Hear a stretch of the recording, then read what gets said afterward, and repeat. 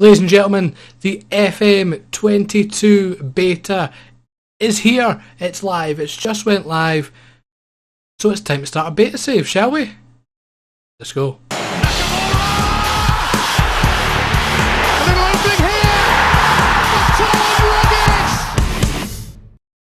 So as the title and the intro may have suggested, we're here. We're here at Celtic. We have taken over from Ange Postecoglou.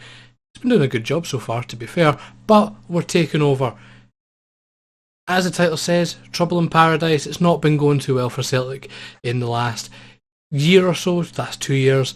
Sort of into the COVID era, Celtic have really struggled, and that's why we're here. We're here to take over, and we're here to see if we can get them back to being the top dogs in Scottish football. And it's not going to be an easy feat, but again, it shouldn't be too hard of a challenge, hence why we're here on the beta when we've got a bit more limited time before the full game comes out. So, we'll see how things go.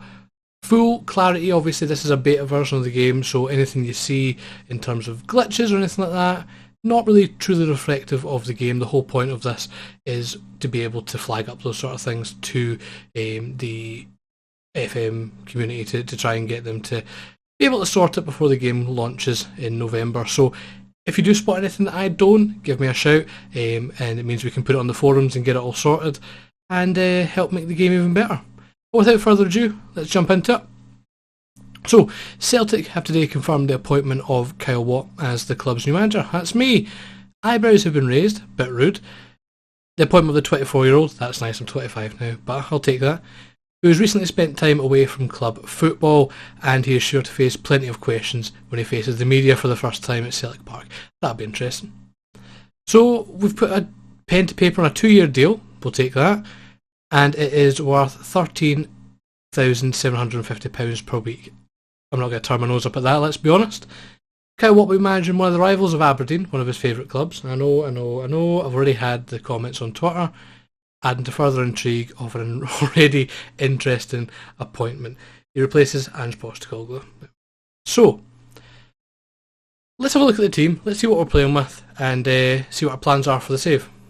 So before we jump into the actual playing squad, the actual team in general, if we have a look at this, one of the big hitters in Scotland, anyone who's watching this video knows who Celtic are, so I don't need to go into too much of an explanation.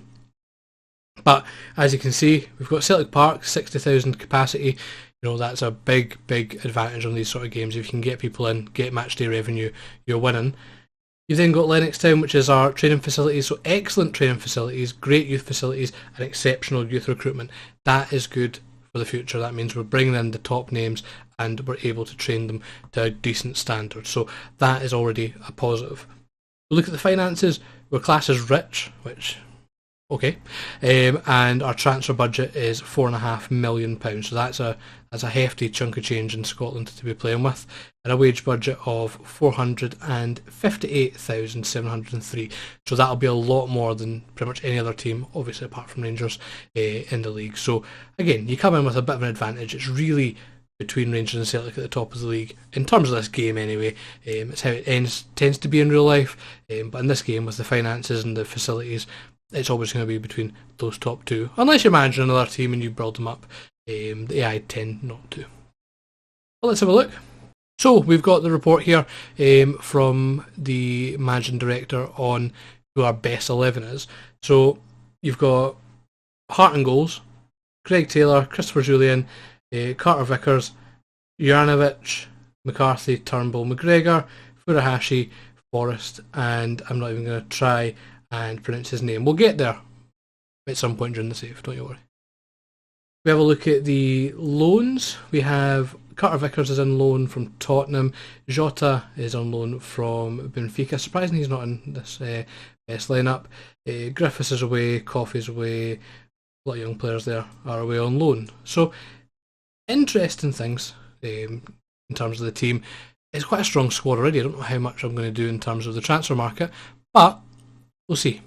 So in terms of our targets at the team, this is the things that we are trying to achieve. So we want to maintain the club's status as the most reputable team in Scotland. Fair enough. Work within the wage budget. That's fine enough. In the Premiership, we want to qualify for the Champions League, so that'll be top two. We want to win the Scottish Cup, reach the playoff as the Champions League, and win the Premier Sports Cup. Okay, so a lot in there to do. They want us to do a double and finish in the top two of the Premier League. So not an easy target, but when you look at the squad, you know, it's doable. It is doable.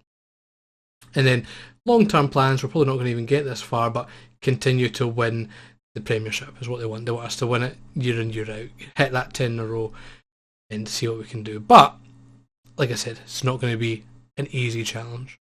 So a few things to look out for, obviously when you first come into the save, is our players in the last year of contract. That's a pretty standard. So, again, there's quite a lot of players, well actually there's not too many, come up to the last year in contract, which means the club's been run well. Dembele, we definitely want to get him on a re-signed contract. He is one of the better players in terms of potential at the club. Anthony Ralston, in real life, he gets some pelters, doesn't he? But he should be a decent backup player. And then we've got a few other players. So, you know, not too much to worry about in terms of contracts coming to an end. So again, not really dive too deep into this, but I had a quick look at a potential starting lineup as it stands just now. I think the temptation with FM22 is there's a lot of new roles. The main ones are your wide centre backs.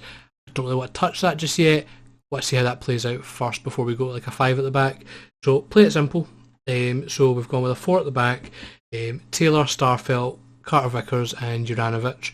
In midfield we've then got McCarthy and McGregor, so we've got a deep line playmaker for McGregor and ball winning for McCarthy. McCarthy, I don't know if I'm going to keep him there, change it up, we'll see. Playing just ahead of them, we've got Turnbull for just now. I can obviously move that around. Inside forward on the right is James Forrest, inside forward on the left is Jota, so we're hoping for kind of these runs up and down the left and right channel, and then we've got Furuhashi up front. We've got some options up front. We've got the likes of Ayeti and Giacomakis. We're going to go with that. Obviously we've got players like Abada who can play on the wing instead of Jota and Forrest, but we'll see when we actually come to playing some games how we go with them. So one of the big things you want to have a look at when you first come into the game on FM is your development centre, see what you've got in terms of up and coming players. So obviously it gives us these first team candidates. So Dembele and Kieran Dixon are potential players who could come up to the first team and do a job. So it also gives us one to watch. So they've got a few players here. Obviously we've just started the game, so they've not had training sessions to kind of bounce off of. So we'll have a look at our B team first. Don't even know if there's anyone in the B team, is there? We'll look at the squad overview first. So yeah, we've got some decent potential players there. Obviously star rating doesn't really matter too much. Look at Scott Robertson. He's got some good stats for a 19-year-old. So an interesting player there. So he's one to keep an eye on. We've got a few other players. Luca Connell, he's always been a decent up-and-comer in the game. Don't know if he'll be good enough to get into the team potentially, but we'll see how he goes. It's a new game, you never know. We'll then have a look at the under-18s.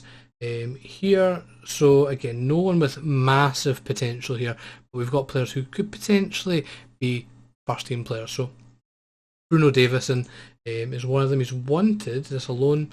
He's wanted by transfer by a lot of teams. Let's see, some Premier League teams in there after him, so that's quite interesting. But again, he seems to be an attacking midfielder, winger, either or. He's quite fast. This guy's got good potential, so again we'll keep an eye on him, probably get him loaned out. So here's the upcoming schedule for the team. So we've got a friendly against East Stirlingshire and then a friendly against St Pauli, okay? And then we've got our Champions League game. So we've not got a lot of time before we have Champions League games, so we're going to be quick with this one and quick in terms of getting the players up to speed, okay? So we're going to be looking at transfers. That's the next step.